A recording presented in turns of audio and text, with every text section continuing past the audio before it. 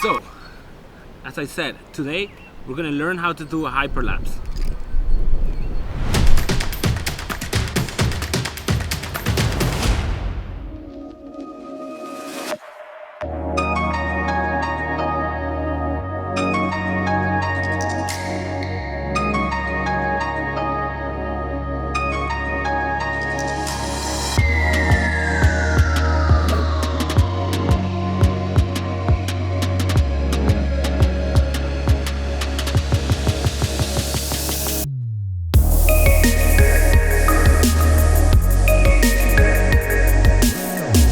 You've seen that footage? Mamma mia, very good. So the principle is simple. Your frame will move, but your subject has to stay in a fixed position for the hyperlapse to work and for being cool. So a hyperlapse is a time lapse, but with movement. And what you're gonna do is, I'll actually bring you back to the studio, but what you're gonna do is keep a part of your subject in the frame and make it not move. I went ahead and created this timeline to show you guys how you're going to achieve the hyperlapse effect. So let me just turn this on. So you see that red mark here. In this case, this is my subject. This is the part of the image that I'm going to attempt to keep in the same position. So I'm going to skip one frame forward and one frame forward, one frame forward. See that the camera is moving sideways, but the chimney stays relatively in the same position. So by using that watermark function in this case the G7, I can see my previous frame as an overlay, and I can continue taking the next photo and making sure this part of the image, which is my subject, I could have used this or whatever, you know, but in this case this is my subject. It has to stay in the relatively same position.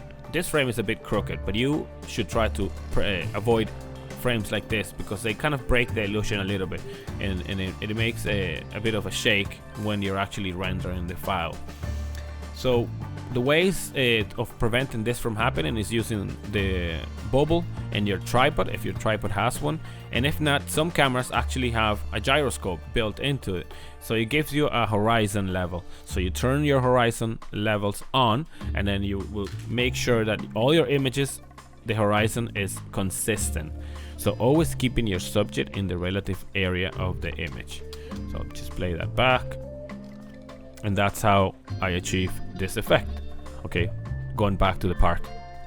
So you could do it a few ways. Some cameras let you put an image overlay, so you see what the previous image was, like a watermark, and then you match one part of the image to that section that you want to keep track of, and that's how the parallax rotation works. And then the same when you're zooming in, the same part of, in this case the chimney, stays in the same part of the image, and that generates this very cool effect, which is the hyperlapse. Most cameras have frame guides, so you can use the guides to keep a section of your subject, or in this case the building, in the same spot. And then you're gonna walk one step, take a photo, one step, take a photo, one step, take a photo. If you're running 25 frames a second like we do in Europe, you need 25 photos to make 1 second of video for that to work. Obviously this is very short, and I just did a couple because I have not much time, but I did a couple for you guys to understand how it is. The longer they are, the more complex movement, the cooler they will look. Play with your light, play with the composition. If there's people around, you play with shutter speed, and you can create amazing effects. And then your hyperlapses will be amazing. You get the best results when you set your camera to RAW. Always shoot in RAW. JPEGs are for babies. Always shoot in RAW. RAW gives you flexibility in post. White balances change. You can change exposure. You can bring the highlights down and the lowlights up to create a more balanced image. Never shoot JPEGs.